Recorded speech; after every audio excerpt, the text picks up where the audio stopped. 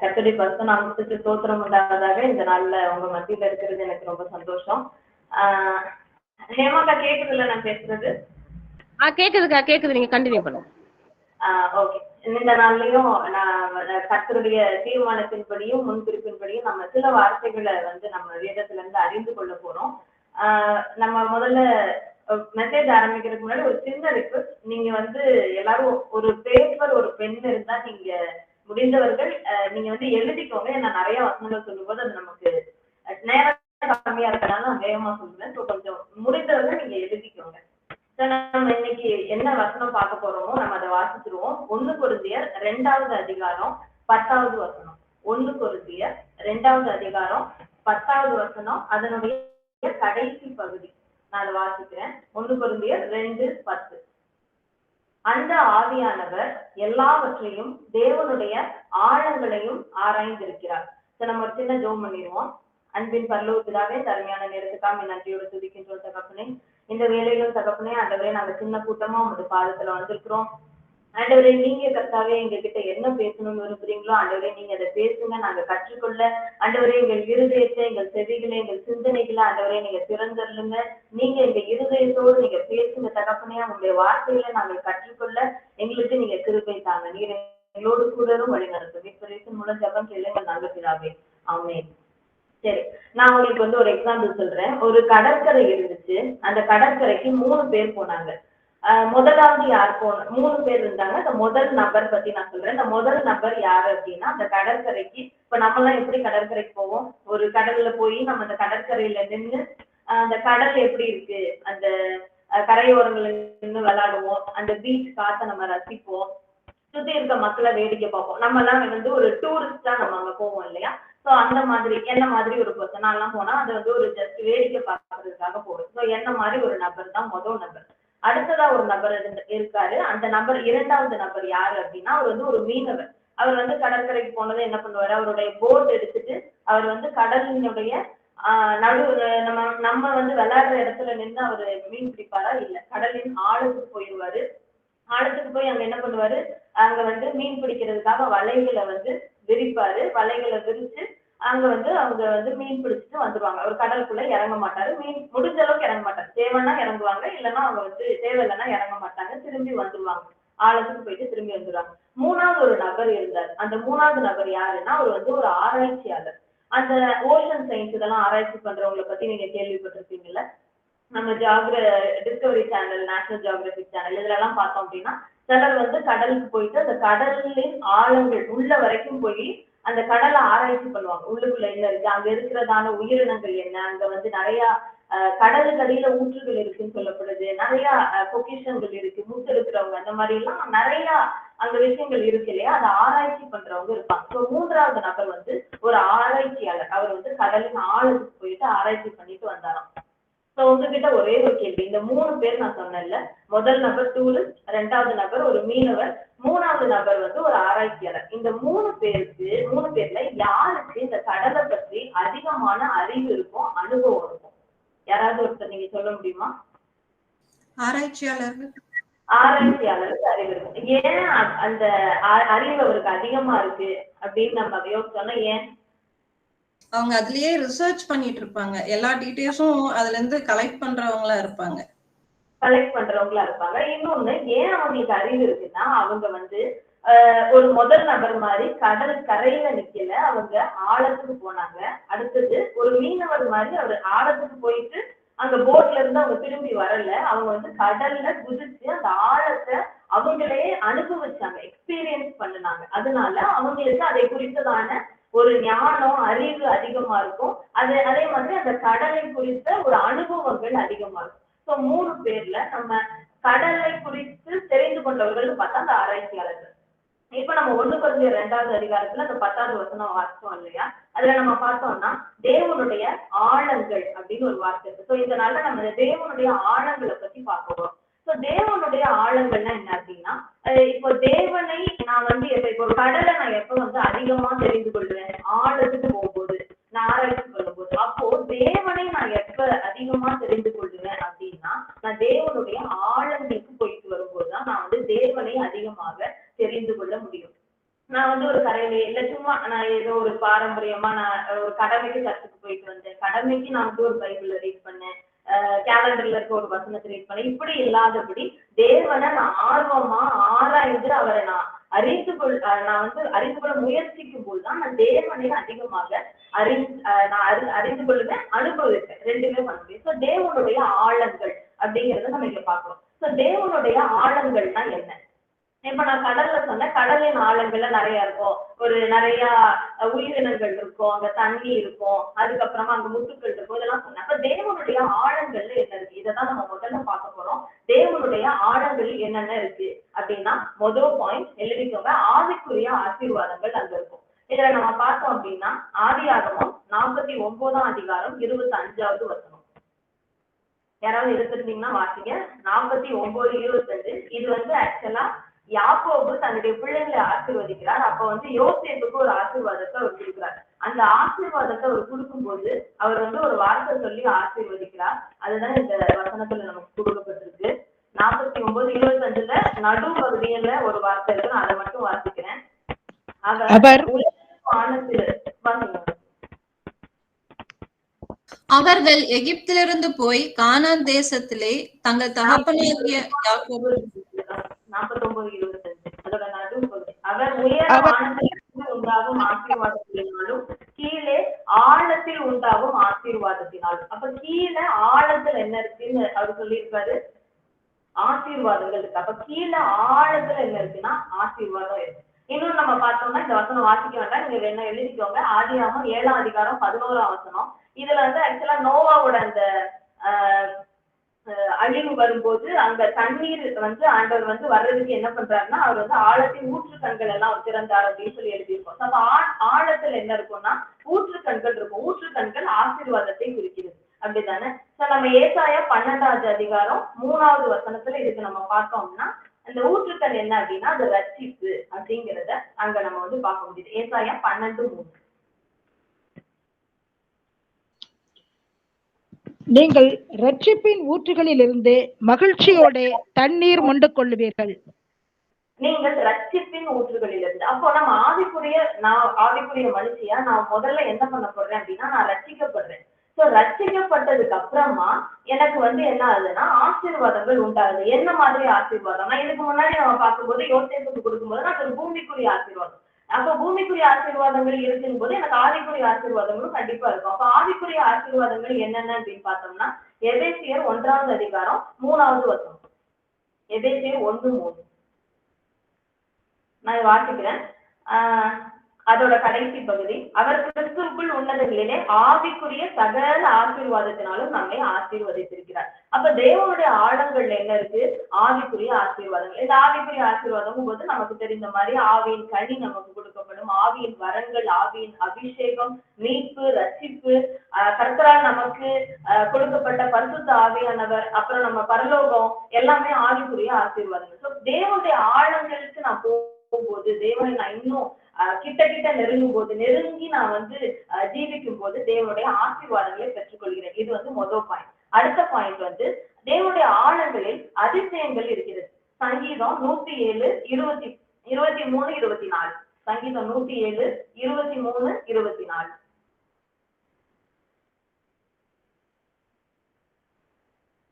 கப்பல் ஏறி கடல் யாத்திரை பண்ணி திரளான தண்ணீர்களிலே தொழில் செய்கிறார்களே, அவர்கள் கர்த்தருடைய கிரியைகளையும் ஆழத்திலே அவருடைய அதிசயங்களையும் காண்கிறார்கள். அப்ப ஆழத்துல என்ன இருக்கு? ஆழத்திலே அதிசயத்தை காண்கிறார்கள் அப்படின்னு நம்ம பாக்குறோம்.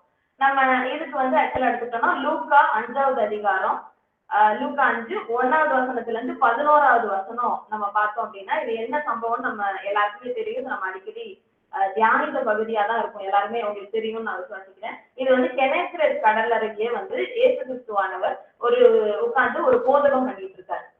அவர் வந்து என்ன பண்றாருன்னா ஒரு வெறுமையான ஒரு படகுல உட்கார்ந்து போதகம் பண்றாரு. அந்த படகு யாருடையதா இருந்துச்சுன்னா சீமோனுடையதா இருந்துச்சு அப்படின்னு எழுதி. ஸோ இந்த சீமோனுடைய அந்த போதகெல்லாம் பண்ணி முடிச்சுட்டாரு. அதுக்கப்புறமா அவர் என்ன சொல்றாரு, சீமோனை வந்து நீங்க என்ன பண்றாருன்னா 4வது வசனத்துல நம்ம பார்த்தோம்னா அவர் போதகம் பண்ணி முடித்த பின்பு சீமோனை நோக்கி ஆழத்திலே தள்ளி கொண்டு போய் மீன் பிடிக்கும்படி உங்கள் வலைகளை போடுங்கள் அப்படிங்கிறார். சோ இதுல நமக்கு எல்லாம் தெரியும், ஆழத்துல போனதுக்கு அப்புறம் அங்க என்ன நடந்துச்சு? அவங்க வெறும் படகா போனாங்க. அங்க திரும்பி வரும்போது அவங்களுக்கு திரளான மீன்கள் கிடைத்ததுனால அவங்க வந்து அவங்களுடைய படகு நிரம்புனதும் இல்லாம அவங்க இன்னொரு படகையும் அவங்க வந்து கூட்டிட்டு வந்து அந்த படகையும் சேர்த்து நிரப்புறதுக்கு அளவா அவ்வளவு ஒரு ஆசீர்வாதங்கள் அங்க வந்து இருந்துச்சு. சோ ஆழத்துல என்ன இருக்கு அப்படின்னா ஆசீர்வாதங்கள் இருக்கு. சோ இந்த ஆசீர்வாதங்கள் மட்டும்தான் இருக்கா அப்படின்னு நம்ம பார்த்தோம் அப்படின்னா இல்ல. நம்ம இதே அதிகாரம் 5வது வசனம் 5வது அதிகாரத்தோட 10வது 11வது வசனத்துல பார்த்தோம் அப்படின்னா எங்க என்ன சொல்றாரு இயேசு கிறிஸ்து அப்படின்னா சீமோனை பார்த்து பயப்படாதே, இது முதல் நீ மனுஷனை பிடிக்கிறவனாய் இருப்பாய் அப்படின்னு சொல்றாரு. அதுக்கப்புறம் சீமோன் வந்து படகுல விட்டு இயேசு கிறிஸ்து பின்பற்றி போனதை நம்ம பார்க்கிறோம். சோ ஆழத்துல என்ன இருக்கு அப்படின்னு பார்த்தா ஆழத்துல அதிசயங்கள் இருக்கு. சோ இந்த அதிசயங்கள்னால நமக்கு என்ன கிடைக்குது அப்படின்னா அந்த அதிசயங்களை காண்பதோடு மட்டுமல்ல அந்த அதிசயங்களின் வழியாக நான் என்னுடைய அழைப்பை தெரிந்து கொள்ளுகின்றேன். நம்ம சில நேரத்தில் எல்லாருக்கும் ஒரே அழைப்பு கிடையாது. ஈவன் ஊழியத்துல இருக்கிறவங்களுக்கு கூட ஒவ்வொருத்தவங்களுக்கும் ஒவ்வொரு அழைப்பு இருக்கும். சிலர் சில்ட்ரன்ஸ் மினிஸ்ட்ரியில இருப்பாங்க, சிலர் வந்து டெலிவரன்ஸ் மினிஸ்ட்ரியில இருப்பாங்க. அப்போ என்னுடைய அழைப்பு என்ன, நான் என்னவாக அழைக்கப்பட்டிருக்கிறேன், கிறிஸ்தவனா இருந்தா கூட நான் என்னுடைய அழைப்பு என்ன, ஆண்டவருக்கு எனக்கு வச்சிருக்க சித்தம் என்ன, நோக்கம் என்ன.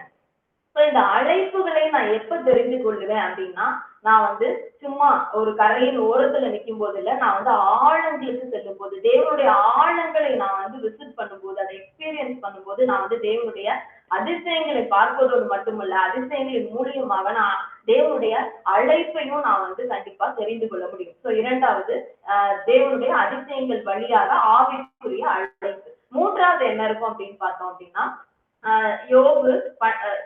தானியேல் 2வது அதிகாரம் 22வது வசனம். யாராவது எடுத்திருந்தீங்கன்னா வாசிங்க. தானியேல் 2:22.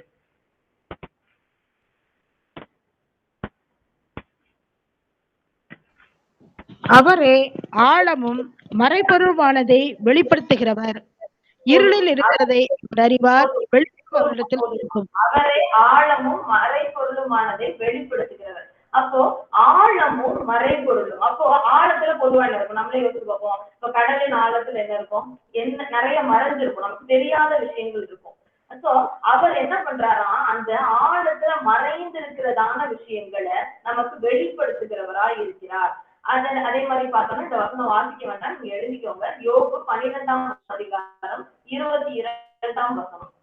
யோபு 12:22. இதுல என்ன இருக்குன்னா அந்த காலத்தில் இருக்கிற ஆழத்தை அவர் வெளிப்படுத்துகிறார் அப்படின்னு இருக்கு. அப்போ அந்த காலத்துல அந்த இருள்ல இருக்கிற அந்த ஆழம், நமக்கு தெரியாம இருக்கிற ஆழங்களை அவர் வெளிப்படுத்துகிறார். அப்ப ஆழத்துக்கு தேவனோடு நான் ஒரு நெருக்கமான உறவுல போறேன், நெருங்கி ஜீவிக்கிறேன் அப்படின்னா என்ன அப்படின்னா வெளிப்பாடுகள் இருக்கும். சில நேரங்கள்ல நமக்கு ஏன் இப்படி நடக்குது, எதனால, இதுக்கெல்லாம் நமக்கு நிறைய நேரம் கேள்விகளுக்கு வந்து பதில் இல்லாம நம்ம ரொம்ப குழம்பு இந்த மனுஷ வாழ்க்கையில தவித்து போயிடும்.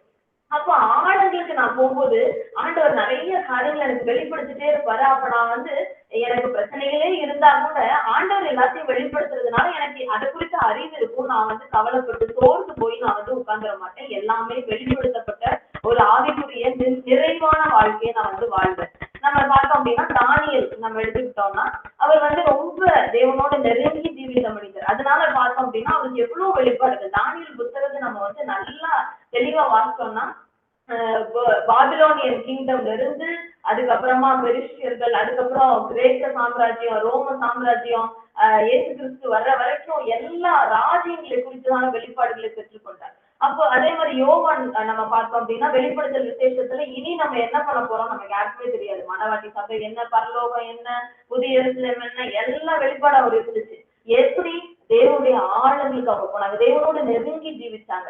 அப்போ தேவனுடைய ஆழங்களுக்கு போகும்போது எனக்கு சகல வெளிப்பாடுகளும் எனக்கு கிடைக்கும். சரி, தானியேலுக்கு இது இருந்துச்சு, யோவானுக்கு அது இருந்துச்சு, எனக்கு என்ன இருக்கு அப்படின்னு நம்ம கேட்டோம்னா 1 கொரிந்தியர் 2வது அதிகாரம் 9வது வசனம் 10வது வசனம். இதுதான் நமக்கு இருக்கிறதான ஒரு பொக்கிஷம். அதை தேவன் நமக்கு வெளிப்படுத்துகிறார் அப்படிங்கிறத நம்ம தெரிந்து கொள்ள முடியும். 1 கொரிந்தியர் 2:9-10 நான் வாசிக்கிறேன். தேவன் தமிழ் அன்பு கூறுகிறவர்களுக்கு ஆயத்தம் பண்ணினவைகளை கண் காணவும் இல்லை, காது கேட்கவும் இல்லை, அவைகள் மனுஷனுடைய இருதயத்தில் தோன்றவும் இல்லை. நமக்கோ தேவன் அவைகளை தமது ஆவியினாலே வெளிப்படுத்தினார். சோ எனக்கு ஆண்டவர் என்னெல்லாம் வச்சிருக்காரு, தேவன் எனக்கு என்னெல்லாம் பரலோகத்துக்கு ஆயத்தம் பண்ணி வச்சிருக்காரு, அது எல்லாமே வந்து எனக்கு வந்து தேவன் வெளிப்படுத்துகிறார். எப்படி இந்த வசனத்திலே நமக்கு எழுதி வச்சிருக்காரு. இந்த வெளிப்பாடுகளை நான் வந்து தேவனுடைய ஆழங்களில் தெரிந்து கொள்ள முடியும். மூன்றாவது ஆவி வெளிப்பாடுகள் எனக்கு தேவனுடைய ஆழங்களில் கிடைக்கும். நாலாவது என்ன அப்படின்னு நம்ம பார்த்தோம்னா ஆவிக்குரிய ஆகாரம் எனக்கு கிடைக்கிறது. இதுக்கு சங்கீதம் 78வது அதிகாரம் 15வது வசனம். சங்கீதம் 78:15.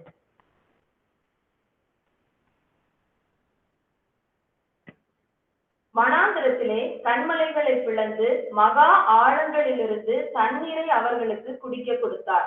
இது என்ன அப்படின்னா நமக்கு தெரியும், இஸ்ரவேல் ஜனங்கள் வனாந்திர பாதையில அவங்க வந்துட்டு இருக்கும்போது அவங்களுக்கு தண்ணீர் எல்லாம் போயிருது. அப்ப அவங்க மோசேட்ட போய் முறையிடுறாங்க. மோசே என்ன ஆண்டவருடைய கட்டளையின்படி அவர் என்ன பண்றாரு, கண்மலைய அடிக்கிறாரு, அதுல இருந்து தண்ணீர் வருது. அப்போ வனாந்திரத்துல அந்த கண்மலையை பிளந்து அவர் என்ன பண்றாரு, கண்மலையை பிளந்து தண்ணீர் கொடுத்தாருன்னு இருக்கா இல்ல, மகா ஆழங்களிலிருந்து தண்ணீரை கொடுத்தார் அப்படின்னு நம்ம வாசிக்கிறோம்.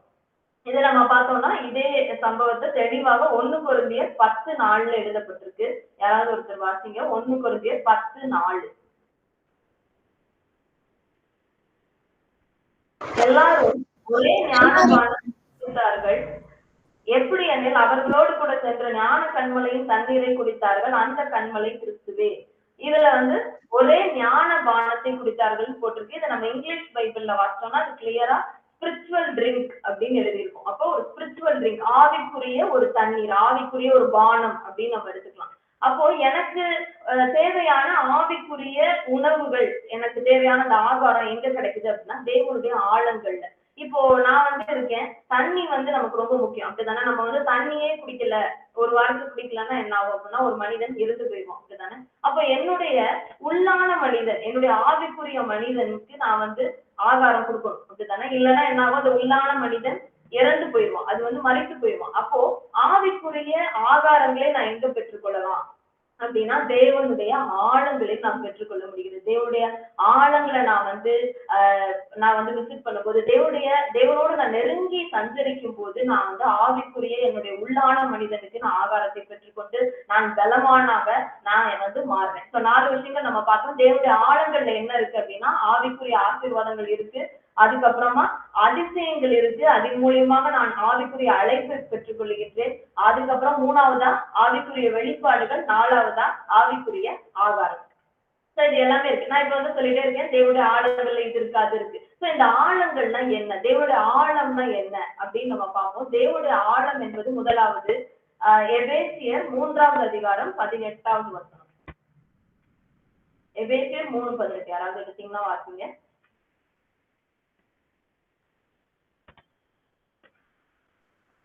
சகல பரிசுத்தவான்களோடும் கூட கிறிஸ்துவனுடைய அன்பின் அகலமும் நீளமும் ஆழமும் உயரமும் என்னதென்று உணர்ந்து.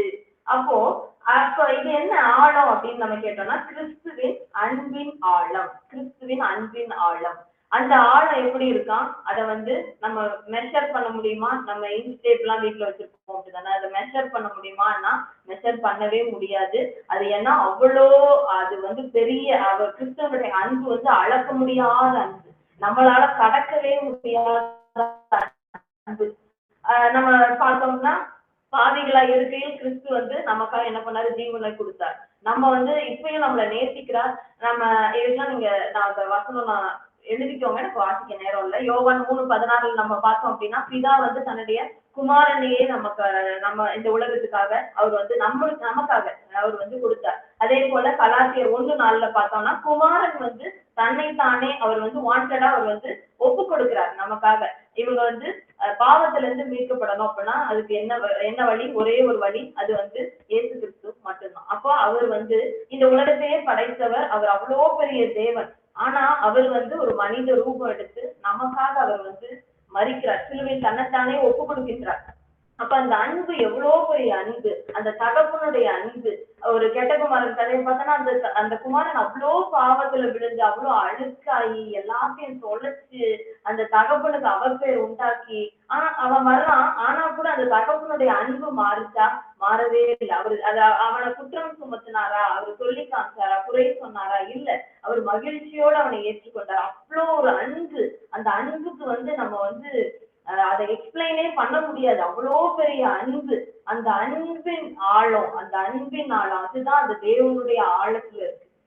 இன்னொரு நம்ம எது பார்த்தோம் அப்படின்னா இதே வசனத்துல எபேசியர் 3:18 நம்ம பார்த்தோம் அப்படின்னா கிறிஸ்தனுடைய அன்பின் அகலம், நீளம், ஆழம், நான் சொன்னேன் அதை அளக்க முடியாதுன்னு சொன்னேன். ஆனா என்ன பண்ணலாம்னா இன்னதென்று உணர்ந்து, அந்த வசனத்தோட கடைசி வார்த்தை பாத்தீங்கன்னா உணர்ந்து. அப்ப இந்த அன்பை வந்து என்னால அளக்க முடியாது, அந்த அளவுக்கு அறிவு எனக்கு இல்லை, அது அளக்கவே முடியாது. ஏன்னா அது எண்ட்லெஸ், இன்ஃபினிட்டி, அதுக்கு முடிவில்லாத ஒரு அன்பு, அளக்க முடியாத, அது பெருசு. அந்த அன்பு, அந்த அன்பை நான் என்ன பண்ணலாம்னா உணர்ந்து கொள்ள வேண்டும், அது மட்டும்தான். இது வந்து ஒரு ஆழம். இன்னொரு ஆழம் என்ன அப்படின்னு பார்த்தோம்னா ரோமர் 11வது அதிகாரம் 33வது வசனம். ரோமர் 11:33.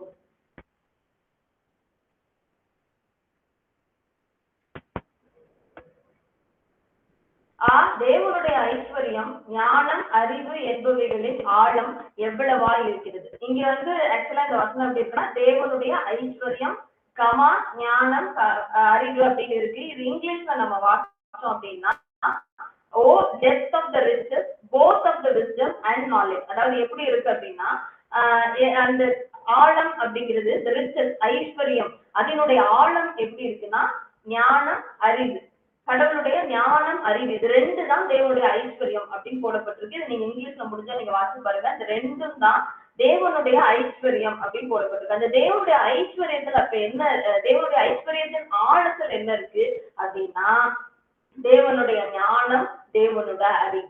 இது நம்ம இன்னும் தெளிவா நம்ம புரிந்து கொள்ளணும் அப்படின்னா தேவனுடைய ஆழத்தை நான் வந்து என்னுடைய அறிவுனால, என்னுடைய ஞானத்தினால என்னால புரிந்து கொள்ள முடியாது. அப்ப தேவனுடைய ஆழத்தை நான் புரிந்து கொள்வதற்கும் எனக்கு என்ன வேணும்னா தேவனுடைய ஞானம் வேணும். அந்த தேவ ஞானத்தினாலதான் நான் தேவனை அறிந்து கொள்ள முடியும். தேவ ஞானத்தினாலதான் தேவனுடைய ஆழங்கள் என்னங்கிறதை என்னால புரிந்து கொள்ள முடியும் அப்படிங்கறத நம்ம வந்து தெரிந்து கொள்ள வேண்டும்.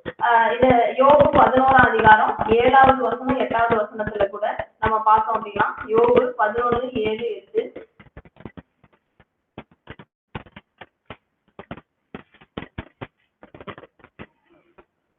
நம்ம பார்த்தோம்னா தேவனுடைய அந்தரங்க ஞானத்தை நீர் ஆராய்ந்து சர்வ வல்லவருடைய சம்பூர்ணத்தை நீ அறியக்கூடுமோ, அது வந்து வான பரியந்த உயர்ந்ததா இருக்கு, பாதாளத்திலும் ஆழமானது அப்படின்னு இருக்கு. அப்ப தேவனுடைய ஞானம் அப்படிங்கிறது ஆழம் நிறைந்தது, அதை வந்து அது அவ்வளோ ஆழமா இருக்கு, அதை நீர் அறியக்கூடுமோ அப்படின்னு இருக்கு. அப்ப தேவனுடைய ஆழம் வந்து அது டீப், ரொம்ப டீப். அதை வந்து நம்ம வந்து நான் முன்னாடி சொன்ன மாதிரி நம்ம வந்து அதை அளந்து பார்த்து அது எவ்வளவு இருக்கு இதெல்லாம் நம்ம பண்ண முடியாது. ஆனா அதை வந்து நம்ம உணர்ந்து உணர்ந்து உணர்ந்து ஆண்டவரே நீர் வந்து இவ்வளோ ஒரு பெரிய தேவன், நீர் வந்து உங்களுடைய வல்லமை, உங்களுடைய அன்பு, உங்களுடைய மகிமை இதெல்லாம் அவ்வளோ பெருசா இருக்கு ஆண்டவரே அப்படின்னு சொல்லி நம்ம அதை உணர்ந்து கொண்டு அந்த ஆழத்துக்குள்ள நம்ம போக நம்ம வந்து அழைக்கப்படுறோம் இந்த நாள்ல. இப்ப நான் ஆழம் சொல்லிட்டே இருக்கேன். இப்ப இந்த ஆழத்தை நான் எப்படி வந்து அடைவது? இப்ப நான் கடல்னு சொன்னேன். கடல் நான் வந்து ஒரு போட் எடுத்துட்டு கடலின் நடுவுல போய் கடல்ல குதிச்சேன் அப்படின்னா கடலின் ஆழத்துக்கு நான் வந்து போயிடலாம். ஆனா தேவனுடைய ஆழங்களுக்கு நான் எப்படி போறது அப்படின்னு நம்ம கேட்டோம் அப்படின்னா நம்ம முன்னாடியே வாசிச்ச 1 கொரிந்தியர் 2வது அதிகாரம் 10வது வசனத்துல இதுக்கு வந்து நமக்கு ஆன்சர் இருக்கு. 1 கொரிந்தியர் 2வது அதிகாரம் 10வது வசனம் நான் முதல்ல சொன்ன வசனம், அந்த ஆவியானவர் எல்லாவற்றையும் தேவனுடைய ஆழங்களையும் ஆராய்ந்திருக்கிறார் அப்படின்னு போட்டுருக்கா. அப்போ ஆவியானவர் என்ன பண்ணிருக்காருன்னா ஏற்கனவே அந்த ஆழத்தை ஆராய்ந்து இருக்கிறார் அப்படின்னு போட்டிருக்கு. இப்போ வந்து ஒரு ஆராய்ச்சியாளர் ஒரு கடலின் ஆழத்தை அவர் ஆராய்ச்சி பண்ணி முடிச்சுட்டாரு அப்படின்னா அவருக்கு வந்து அந்த கடலின் ஆழத்துக்கு எப்படி போகணுங்கிற வழி தெரியும். அவரால் இன்னொருத்தரை வந்து கூட்டிட்டு வர முடியும். கரெக்டா? அதே மாதிரி தேவனுடைய ஆவியானவர் அதை ஆராய்ந்து முடித்ததினால அவர் வந்து நம்ம வந்து அந்த ஆழத்துக்கு போறதுக்கு அவரால் கைட் பண்ண முடியும், அவரால் கூட்டிட்டு போக முடியும். ஸோ முதல்ல ஆழத்தை நான் எப்படி அடைய வேண்டும் அப்படின்னா தேவனுடைய ஆவியானவரின் துணையினால நான் வந்து ஆழத்தை என்னால கண்டிப்பா அடைய முடியும் அப்படிங்கிறத நம்ம இங்க பாக்குறோம். இந்த அதிகாரத்தினுடைய அந்த 11ஆம் வசனம் 12வது வசனத்தெல்லாம் நம்ம வாசிச்சோம்னா இது இன்னும் தெளிவா நமக்கு வந்து புரியும். 12வது வசனத்துல பார்த்தோம்னா தேவனால் எங்களுக்கு அருளப்பட்டவைகளை அறியும்படிக்கு தேவனிலிருந்து புறப்படுகிற ஆவியை பெற்றிருக்கிறோம் அப்படின்னு சொல்லி நம்ம பாக்குறோம். அந்த உலகத்தின் ஆவியினால அதை வந்து அறிந்து கொள்ள முடியாதுங்கிறதெல்லாம் இருக்கும். எனக்கு நேரம் இல்லாதனா நான் வாசிக்கல. 11-12 நீங்க வந்து வீட்டுல ஃப்ரீயா இருக்கும்போது வாசிச்சு பாருங்க. ஸோ முதல்ல நான் தேவனுடைய ஆவியானவரின் உதவினால நான் வந்து தேவனுடைய ஆழங்களை ஆராய்ந்து கொள்கின்றேன். அடுத்தது 2வது அப்படின்னு பார்த்தோம்னா நம்ம லூக்கா 5வது அதிகாரம் 4வது வசனம். சோ இதுல சீமோனை யார் வந்து கடலின் ஆழத்துக்கு கூட்டிட்டு போறாங்க? நம்ம வாசல்ல கெனேசரேத் ஆற்றங்கரை சம்பவத்தை நம்ம பார்த்தோம் இல்லையா? சீமோனை கடலின் ஆழத்துக்கு யார் கூட்டிட்டு போறா? இதுல அப்படின்னு பார்த்தோம்னா இயேசு கிறிஸ்து கூட்டிட்டு போறாரு. அப்போ ரெண்டாவது நான் எப்படி ஆழத்தை அடைந்து கொள்ளலாம் அப்படின்னா இயேசு கிறிஸ்துவின் மூலியமாக அடைந்து கொள்ளலாம். அப்போ இந்த இயேசு கிறிஸ்துங்கிறது என்னது? நம்ம யோவான் 1 பார்த்தோம்னா ஆதியிலே வார்த்தை இருந்தது, அந்த வார்த்தை தேவனிடத்துல இருந்தது, அந்த வார்த்தை தேவனா இருந்தது. அந்த அதிகாரத்தோட 14வது நம்ம பார்த்தோம்னா அந்த வார்த்தை மாம்சமாகி கிருபையினாலும் சத்தியத்தினால் நிறைந்தவராய் நமக்குள் வாசம் பண்ணினார். அப்போ இந்த வார்த்தை தான் இயேசு கிறிஸ்து. அப்போ நான் வந்து தேவனுடைய ஆழங்களை நான் அடைந்து கொள்ள வேண்டும் என்றால் நான் பரிசுத்த ஆவியானவரின் துணையோடு, இரண்டாவது இந்த வார்த்தையாக இயேசு கிறிஸ்துவின் இந்த நம்ம கையில இருக்க பைபிள் இது மூலியமாக நான் தேவனுடைய ஆழங்களை அடைந்து கொள்ள முடியும். நம்ம வந்து இப்ப என்ன பண்ணலாம் அப்படின்னா ஒரே ஒரு வசனம் மட்டும் வாசிச்சுட்டு நம்ம ஜெபம் பண்ணி முடிச்சிருவோம். சங்கீதம் 42:7 இதை மட்டும் எடுத்துக்கோங்க. சங்கீதம் 42:7 அதுல இருக்க ஒரே ஒரு பகுதியை மட்டும் நான் வாசிக்கிறேன்.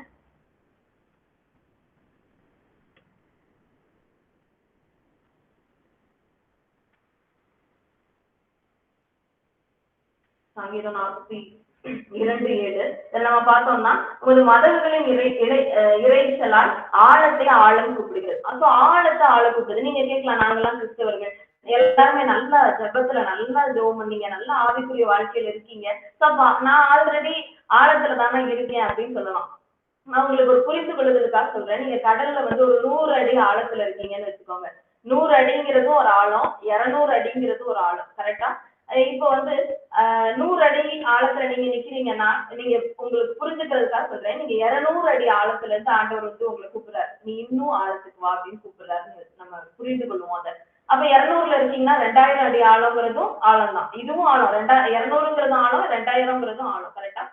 அப்ப 200ல இருக்கீங்கன்னா ஆண்டவர் வந்து 2000 அடி ஆழத்துக்கு இன்னும் ஆழத்துக்கு வா மகளேன்னு கூப்பிடுறாரு. அப்ப நீங்க 2000 அடிக்கு போனா 2 லட்சம் அடிக்கு, 2 கோடி அடிக்கு, எனக்கு அதுக்கு மேல அளவு சொல்ல தெரியல. அப்போ ஆழத்துல இருந்து ஆழத்தை ஆண்டவர் அழைக்கிறார். ஆழத்தை ஆழம் கூப்பிடுகிறது. நீங்க ஒரு அளவுக்கு நீங்க ஆண்டவரோட நீங்க க்ளோஸா இருக்கீங்க அப்படின்னா நம்மள ஆண்டவர் என்ன பண்றாருன்னா இன்னும் ஆழத்துக்கு அழைக்கிறாரு. இன்னும் பக்கத்துல வா, இன்னும் என்னோட நெருக்கமா வா, இன்னும் என்னோட நெருங்கி இன்னும் என்னோட சஞ்சரி அப்படின்னு ஆழத்துல இருந்து ஆழத்தை கூப்பிடுறாரு ஆண்டவர். இந்த நாள்ல விசேஷத்துல இல்லாம உங்க எல்லாரோட நான் சொல்றேன், நீங்க எல்லாரும் ரொம்ப நல்லா ஜெபம் பண்ணி நல்லா ஆவிக்குரிய வாழ்க்கையில நல்லா இருக்க உங்களை பார்த்து ஆண்டவர் சொல்றாரு இன்னும் ஆழத்துக்கு வாங்க கூப்பிடுறாரு. ஆண்டவர் வந்து ரொம்ப ஆசையா ரொம்ப அன்பா வந்து அவர் ஆழத்தை ஆழம் கூப்பிடுகிறது, ஆழத்தை ஆழம் கூப்பிடுகிறது. இன்னும் நெருங்கி நெருங்கி நெருங்கி நம்மளை ஜீவிக்க ஆண்டவர் ரொம்ப ஆசையா கூப்பிடுறாரு. அப்போ நம்ம என்ன பண்ணோம்னா நம்ம மனவாட்டிகள் தானே, நம்ம என்ன பண்ணோம்னா உன்னத பாட்டு 1வது அதிகாரம் 4வது வசனம், அந்த வசனம் என்ன சொல்லுது அப்படின்னா இந்த வசனத்தை நம்ம இன்னைக்கு சொல்லுவோம், என்னை இழுத்துக்கொள்ளும் உமக்கு பின்னே ஓடி வருவேன். அதுதான் வந்து அந்த 1 நாள். அப்போ ஆழத்தை ஆழ கூப்பிடுது. தேவன் நம்மள ஆழத்துக்கு அழைக்கும் போது நம்ம என்ன பண்ணணும் அப்படின்னா என்னை இழுத்துக்கொள்ளும் உமக்கு பின்னே ஓடி வருகின்றேன். நான் உங்களுக்கு முன்னாடியே சொன்ன மாதிரி ஒரு கடலின் ஆழத்துக்கு போனோம்னா நம்ம ஒரு போட் எடுத்துட்டு கடலின் ஆழத்துக்கு போயிட்டோம். அங்கிருந்து குதிச்சா நம்ம வந்து கடலின் உள்ள அடிப்பகுதிக்கு நம்ம போயிடலாம். ஆனா நான் போட்ல இருந்து குதிச்சுட்டு நான் என்ன பண்ணிட்டேன், இப்ப போட்டை பிடிச்சிட்டே இருக்கேன்னு வச்சுக்கோம், நான் ஆழத்துக்கு போவேன்னா மாட்டேனா? போக மாட்டேன். ஏன்னா நான் வந்து அங்க போட்டை பிடிச்சிருக்கேன். அப்போ நம்ம வந்து உலக பிரகாரமான சில நம்பிக்கைகள், உலக பிரகாரமான சில விஷயங்களை பிடிச்சுக்கிட்டே இருந்தோம் அப்படின்னா ஆவிக்குரிய வாழ்க்கையில நம்ம இன்னும் நெருங்கி போக முடியாது. அப்ப அந்த உலகத்தை அந்த போட்டை நீங்க விட்டுருங்க. விட்டீங்கன்னா என்ன ஆகும், கடல் உள்ள இழுத்துக்கொள்ளும். 1வது பாட்டு 1:4 நம்ம வாசிக்கிறது போல என்னை இழுத்துக்கொள்ளும் உமக்கு பின்னே ஓடி வருவேன் அப்படின்னு நம்ம சொல்லி நம்மளை நாமளே ஒப்பு கொடுப்போம். நம்ம ஜெபம் பண்ணுவோம். அப்படி நீங்க உங்களுக்கு நீங்க வசதியா இருந்ததுன்னா நீங்க அன்மியூட் பண்ணிட்டு என் கூட நீங்க ஜெபம் பண்ணுங்க.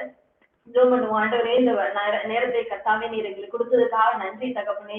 ஆண்டவரே உடைய ஆழங்களுக்கு நீர் எங்களை அழைத்ததற்காக நன்றி ராஜா. ஆண்டவரே எங்களுடைய வாழ்க்கையில ராஜா ஆண்டவரே நாங்க இன்னும் ஆழத்துக்கு வர ஆண்டவரே நீங்க கூப்பிடுறீங்களே ஆண்டவரே, அதற்காக நன்றி தகப்பனே. ஆண்டவரே எங்கள் ஆவிக்குரிய வாழ்க்கையில கர்த்தாவை இன்னும் ஒரு நெருக்கத்தை தாங்க, உம்மோடு நாங்க இன்னும் நெருங்கி ஜீவிக்க கிருபை தாங்க.